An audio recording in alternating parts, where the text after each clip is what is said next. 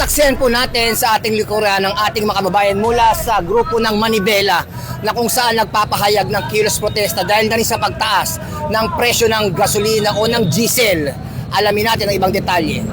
Araw na kilos protesta at ngayon pangatlong araw, ano po ang sitwasyon dito sa Mendiola sa pagsasagawa ng malayang pamamayag ng ating mga kababayan mula sa grupong Manibela, sir?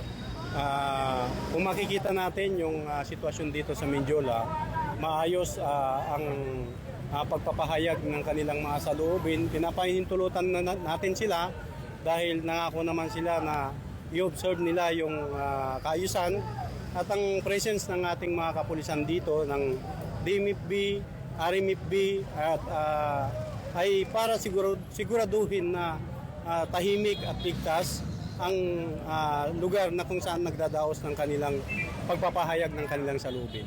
Sa ating pagpapahayag ng ating mga saloobin ay may karampatang responsibilidad. Kaya nga kapag tayo pinagbigyan o inunawa ng ating inunawa na magpahayag ng kanilang saloobin, ay dapat sundin kung ano yung nararapat at hindi lumalabag sa batas. Pinakahabilin natin sa ating mga kasamaan sa PNP na sa ating trabaho dito, napaka-importante ang pagrespeto sa karapatang pantao.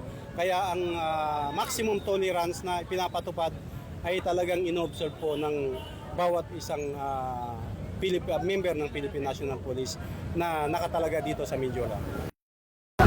Mula po dito sa lungsod ng Maynila, Mendiola at sa kalan po ng aming Regional Director ng NCRPO, Police Major General Anthony Abirin at sa aming pong Force Commander ng RMFB NCRPO, Police Colonel Celso M. Rodriguez.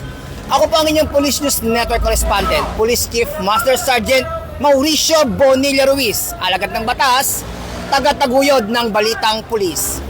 Lilingkod sa bawat Pilipino at magbibigay ng tamang impormasyon para sa tahimik at maayos na Pilipinas. Police News Network, alagad ng batas, tagapagtaguyod ng Balitang Pulis, sandigan ng mamamayan, patnubay ng katotohanan.